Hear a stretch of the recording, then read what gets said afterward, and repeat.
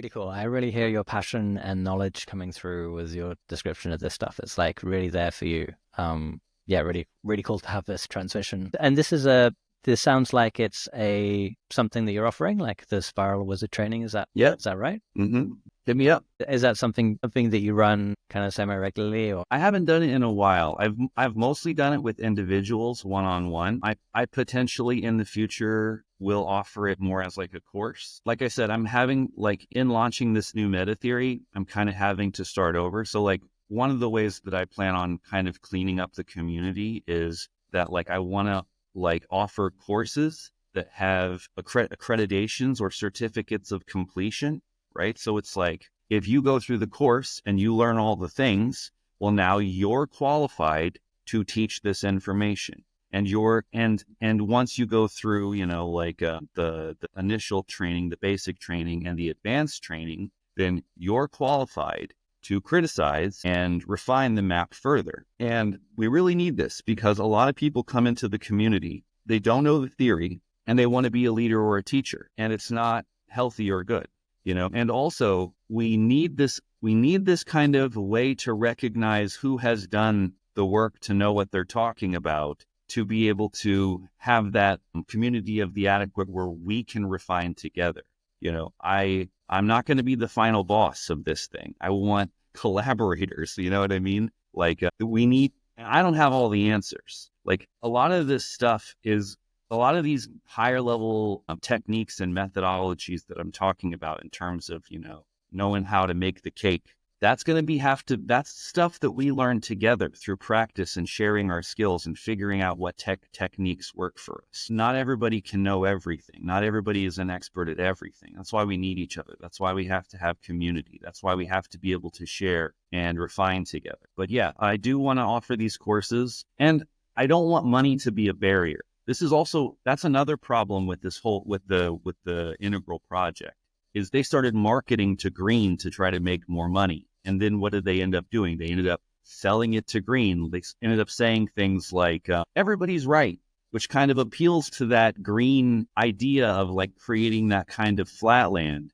And they heard everybody's right, but it's equally true to say everybody's wrong. None of the views are correct. None of them. They're all partial and reductionist and limited. And whatever first-tier worldview that you have, you need to deconstruct and reintegrate because it's too limited. And I'm not doing this for money. Like there needs to be money involved because we got to be able to make progress and do things in the world. But like, this is not a monetary project. It's more like a religion. It's more like a religious kind of project where I want the things to be available. That's important to me. So like these courses, I got to work on making them. That's going to be a lot of work to get all that ready. That's going to take me a while to explain and unpack every single one of these elements and all the nuanced distinctions and all the things. It's going to take me a minute. That's just part one. Part two is going to be, how do you apply it to all these different human disciplines and like, how do you see it working in life practice, in religion, in governance, in all these different ways, right? So that's going to take a while. But Spiral Wizard training could definitely also be a thing. And I'm going to make all of this stuff available for free on YouTube. So you can go through the course with people and you can pay for it and you'll have a better experience because we'll be learning it together and you'll have peers and stuff like that. But you can also you can just learn it in your own time on YouTube. And then I'll offer like a test on the cheap. You know what I mean? And then you can take the test and pass the test and then still get your certificate or whatever. You know what I mean? So this is my plan for how to fix it. That's awesome. Yeah, yeah. I really appreciate those kind of donation models. And, if we're trying to be anti-capitalist, then kind of hypocritical to not sort of at least offer something like that, right? Like I've always, in my workshops and facilitation, I've offered by donation or kind of sliding scale things because I think we're not doing it for money. We're doing it for making the world a better place. And we all have to survive, so money has to be involved in some form, ideally. But yeah, really good on you, and that's really cool. Yeah. Sounds awesome. I mean, I do a similar thing with my work. Like I publish it all online for free and make it all available. And then I just have like a Patreon. So it's sort of the idea being, if you benefit from my work, if you appreciate the stuff I do, then that's up to you. You can choose to sort of contribute to, me supporting myself. But my goal though is to make the information available to people so people can benefit from it, rather than sort of saying, well, I've done the work, now you got to cough up. Yeah. You know what I mean? I definitely think that you can hold more with your hands open than with your hands closed. I love that. Yeah. That's a really great phrase. That being said, support me on Patreon. Support this podcast on Patreon. If you value this stuff, please support us, because as you know, there's a small community for this stuff. Yeah. Yeah, something else that you shared about the spiral wizard training and about the capacity to communicate with the different stages and kind of help them move through the stage and to realize the stage above. That's been a passion of mine for a long time, in my attempt to create at first a video game where the stages are represented and the player themselves is sort of pushed in those ways, then realizing that, that's such an ambitious project to do all by myself. I'm writing a novel instead, and at least I can give a demonstration of a character with particular developmental inclinations being inspired and moved through the stages. I think it's your creative projects like that to give examples is super helpful. And hopefully, your community attracts some great creative talent and get some really cool projects on the go, like teaching this stuff. The art is super important. As like a person who's been involved in filmmaking and stuff, the idea of show, don't tell. It's like humans are narrative driven creatures. There's the amount of people who are really interested in theory is very small. So I definitely think that we got to figure out ways to tell compelling stories and to show people. I especially think about that in terms of like trying to make people understand the kind of revolutionary movement that we want to do and the kind of world that we would like to move into. I think one of the biggest problems with ever trying to explain any of that is that people will always think about whatever kind of suggestions you're going to make about how things would be in a different kind of society in terms of the current society and capitalism. Or like, why would anybody do that if you're not going to pay them or, something like this? And you kind of have to, you could tell them, but I think if you made like a movie or something like that, that like immersed people in the world and they saw why and how it works, that's way more powerful than. Yeah. No, I think that especially artistic media compels people to suspend their disbelief in a way that, they just, a lot, like people who are interested in theory often have a talent for suspending disbelief in order to entertain new ideas. But the average person, there's a sense of, well, how the status quo is kind of here and it's kind of working, and there's a sense of like, you got to have a pretty good reason to want to change things. Whereas if you can get someone to engage with a movie or a story or a piece of art, piece of music, and that kind of thing, inherently, it's like a switch goes off inside us and we just put all the normal things of the world aside in order to engage with that story. And if it really sucks us in and it has a real vision for how the world could be, that often overrides a lot of those sort of, but why sort of, that kind of, what would you call it, inertia of the status quo. Yeah, absolutely. So that's what we got to do. There's something really beautiful as well about acknowledging, the humans as mythic beings and storytellers. And there's a tendency, I think, in talking about, rationality, transrationality, and movements that kind of go beyond, say, scientific materialism or whatever, that we're going to lose or emphasizes some kind of rational truth that, we're going to lose this mythic quality, or we're going to lose this, something that is experiential that I can only imagine and be in, as opposed to talk about that feels much more like a myth than it does a rational explanation. And that in, building a framework and a model that uses more rationality and more science, the risk, I think, in people's minds is that we're going to lose touch with that place, and we're not going to do a good job of meeting people in that mythic space. And I know that we're talking about art and we're talking about creativity and different ways of expressing this stuff, but I kind of feel like the map itself needs to be taught in those same ways. To teach people about the map is a kind of psychoactive in itself. So to have the map expressed in a creative, mythic way is a kind of another thing as well. Like, it's not just, I'm curious about your thoughts about that, David. Yeah.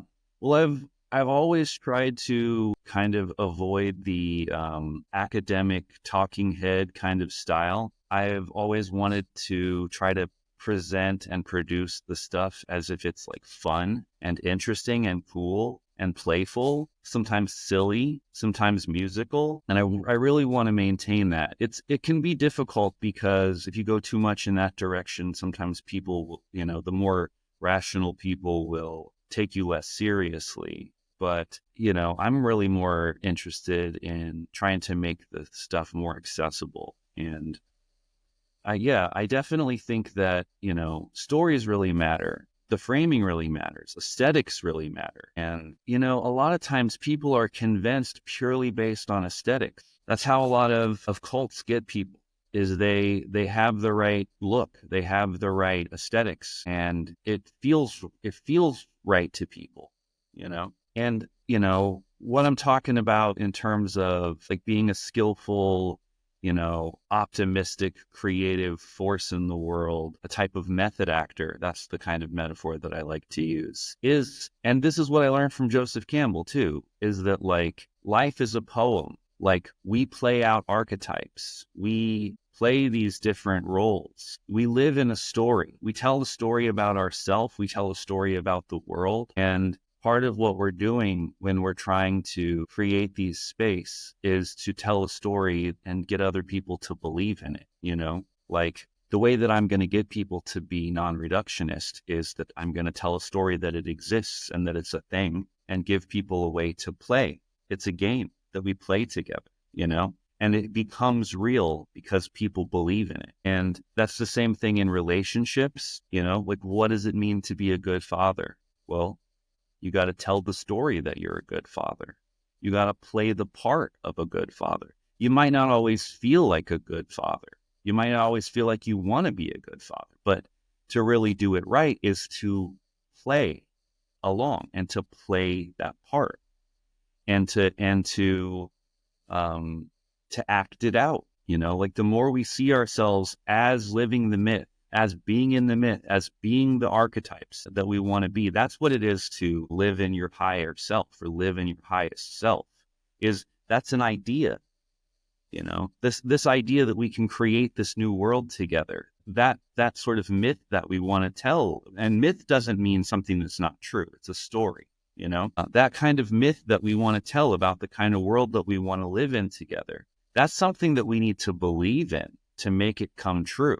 It's something that obviously we have to ground in reality. The best poetry rings true. If it doesn't ring true, it's just nonsense. It's bullshit.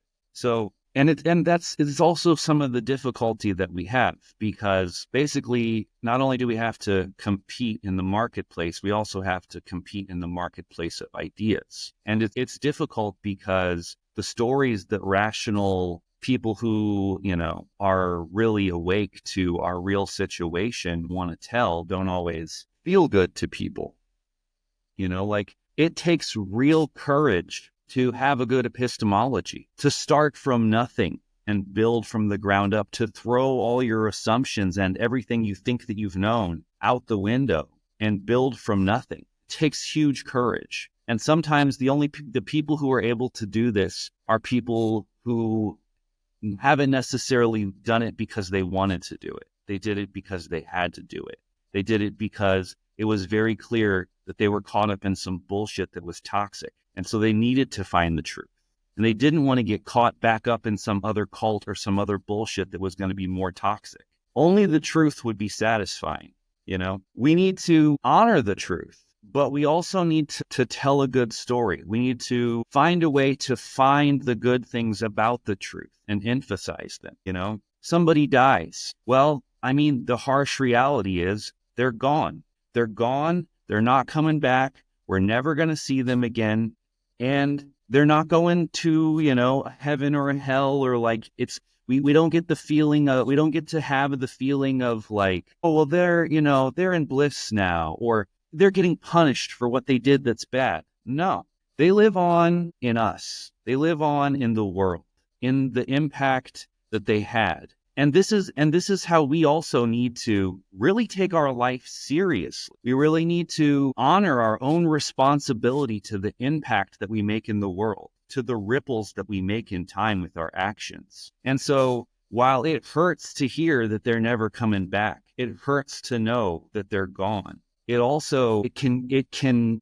know that they still live with us. They still live within us, that they're a part of us, and that's never going away. The impact that they never made is going away. And it helps us to know about our impact and how we need to be responsible and how we need to take our life super fucking seriously, because we are given this time. We have this time. What are we going to do with it? Are we just going to sit around and pretend like it's not going to end? Are we going to sit around and pretend like it doesn't matter because we'll really live after we're dead? No, this is it. This is it. This isn't an audition or like a trial run. This is it. Take your life super fucking seriously. Grab it and live it and do your best and make the biggest, best impact you can, because you are only here once. There's only one you. So that's the kind of potential story that we can tell around something that's hard like death, that hopefully, even though it's the hard truth, there's something beautiful and important to get from there. And bypassing the pain, bypassing the responsibility is not good.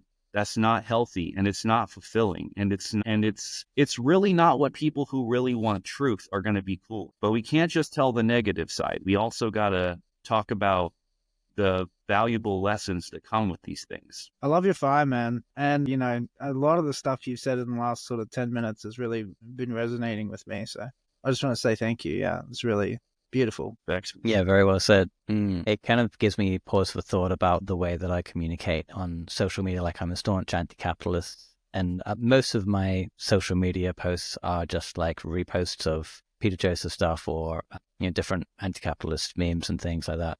But Peter Joseph hasn't released a documentary for a while, and most of his posts are critiques, and I haven't really posted anything hopeful. And I was originally super inspired by the Zeitgeist movement specifically because I had this beautiful, hopeful vision. No matter how unrealistic it might be to get there, I feel like it's at least something that I can, hope for and strive towards. But yeah, I think that having that hopeful narrative and the kind of flip side of it is something that I want to be more cautious about when doing my own writing about the horrors of our times and the critiques of the different systems that we're a part of. Yeah, I struggle with that. Yeah, too. thanks for that. Sometimes, it's hard not to feel angry, especially with how so many people are just bypassing their life and their responsibility, and they don't care. They're not trying. You know what I mean? Almost like they're already dead. They've already started to die. It would be very easy to want to post something like, "You're all stupid. What are you?" You could, but maybe a better post would be something like, encouraging them, like, you don't understand how much potential you have. Please grab your life and live it.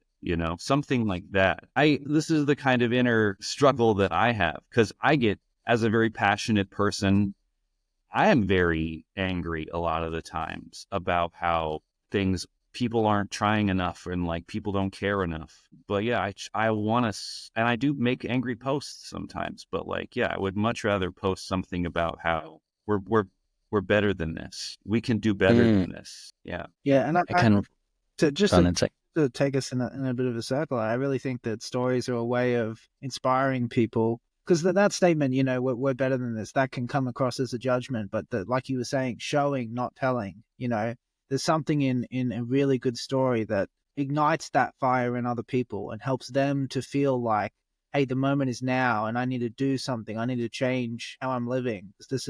It could be more, so much more than this. Yeah. And it takes sometimes bad things to happen and negative things for people to wake up, Like, for example, if we actually did have a revolutionary movement going right now that was a viable option for people to participate in, you could point to something like what's happening in Gaza, what Israel is doing, and what's happening in Lebanon, and the way that America continues to support it, even though the world is screaming. People are protesting all over the planet. people are setting themselves on fire in front of, Jewish embassies. People are, boycotting all over the planet, and our two candidates, for president right now don't care. Like, they're going to both support Israel. It doesn't matter. Like, and the powerlessness that a lot of people are feeling, even after we've done so much, we've taken them to the international courts, the International Court of Justice. There's a warrant out for Netanyahu's arrest, like they're committing war crimes and have been for so long. Yeah, it's crazy, because I never thought that like humanity would ever stand for a genocide again. I thought we were past this, and we're not. We're still deep in it. And I think if there was an alternative, this could be an event in time that could get a lot of people wanting to give up on these old systems and potentially plug them into something new and revolutionary. The world is desperate for it. Yeah, there's some set, and this might be a conversation for another time, around kind of propaganda and the vices of capitalism, and the emphasis on entertainment and laziness as essentially kind of the indulgence of everything that capitalism gives us. But yeah, maybe not the right time for that. Could go into another conversation. Free Palestine. Yeah.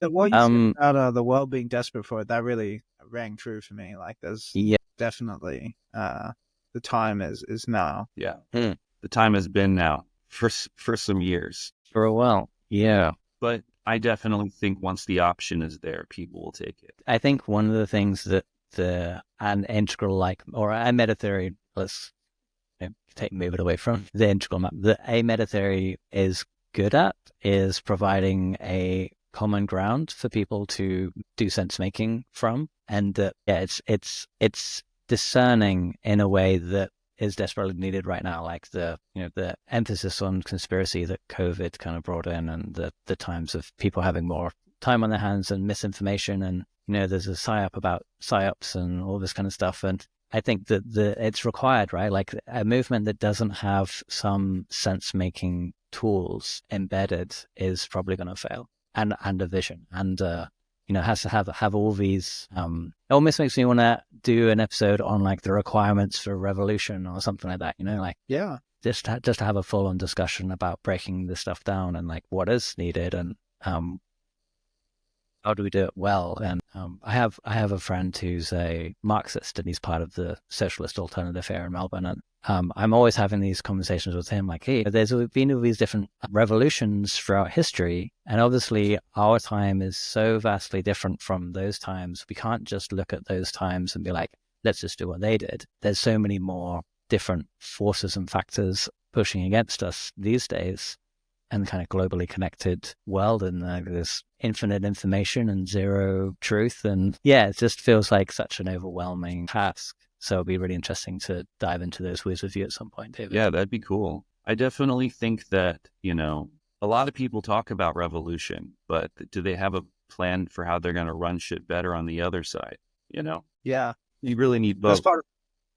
That's part of what I, in terms of a potential future conversation around the requirements for revolution. I broke, on my little notes page, I broke it down into, what needs to be the case for a revolution to happen, and what do we need to have ready to go in terms of a replacement, in terms of something new. Because I think that's part of the difficulty and the danger of a revolution is, unless you've got a good plan and it's kind of like really in the pipeline and you've got people ready to put it into place, there's a real danger of that power vacuum creating something worse, basically. Sure. Yeah, break down instead of break through. Yeah, that's very dangerous. And also, there have been successful revolutions in the past, like China's revolution, and a lot of people died in the wake of the revolution just from a lack of organization being in place. Yeah, exactly. I think what you really need is a marketplace revolution over time that goes through stages, some kind of a game B revolution that works within the current system but eats it from the inside and takes over slowly, because you really have to have things in place and you really have to take your time to be able to transition. Otherwise, lots of people are gonna, like you said, die in the wake, or it leads to some kind of breakdown, which is also why I'm saying, like, as much as I want to talk about the revolutionary stuff, we really have to make sure we lay the groundwork with the more upper quadrant work of the theory and the life practice.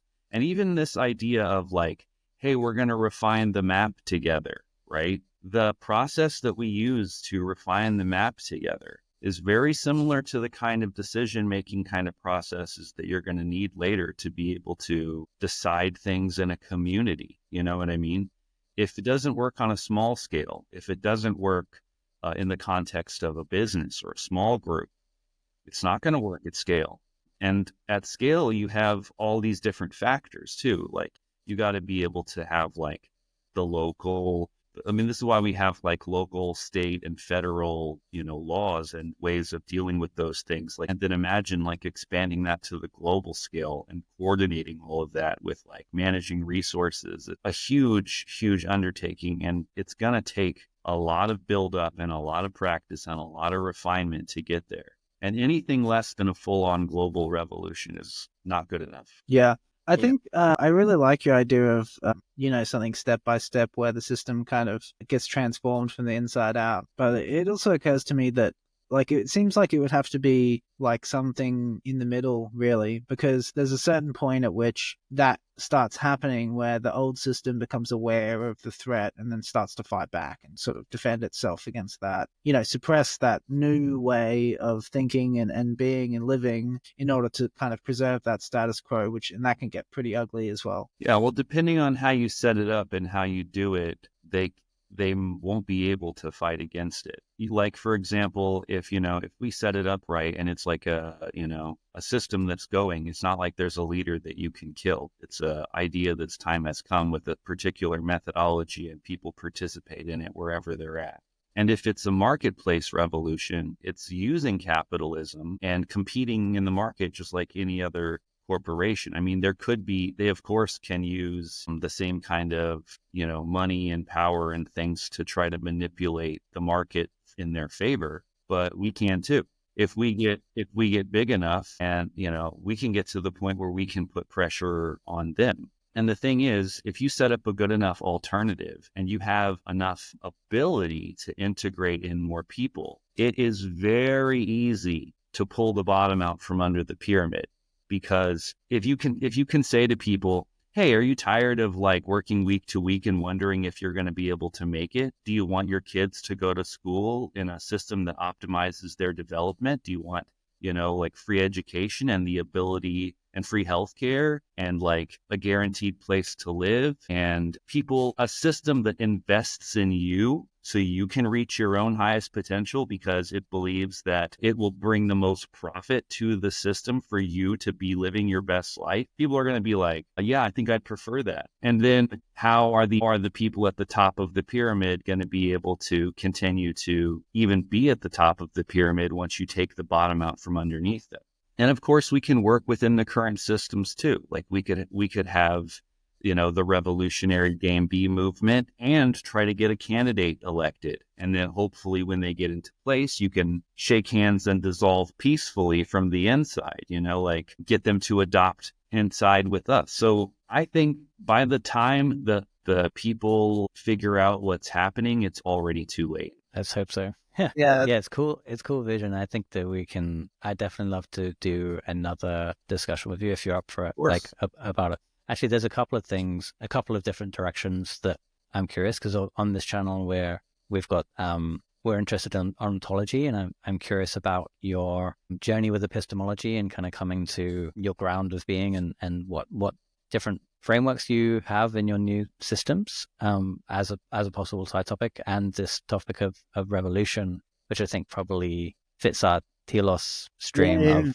of purpose and vision. Thanks. So yeah, I'd love to have you back. Really big pleasure to have you on and hear your passion and knowledge coming through. And I'm just feeling like it's a good time to end our chat, elated and good energy and keen for more. So hopefully the audience will feel some of that too. Definitely, but I would love to do it again soon, because I definitely think there's a lot more threads to track down and see where they lead us. And yeah, thanks guys. It's been a huge privilege and an honor to be able to sit with you and talk about these really important topics and concepts. And yeah, you I'm guessing my link tree will be in the description when this comes out, and you guys can plug in and check out my videos on non-reductionism. And if you want coaching or private tutoring or anything like that, you can hit me up. Awesome. Amazing.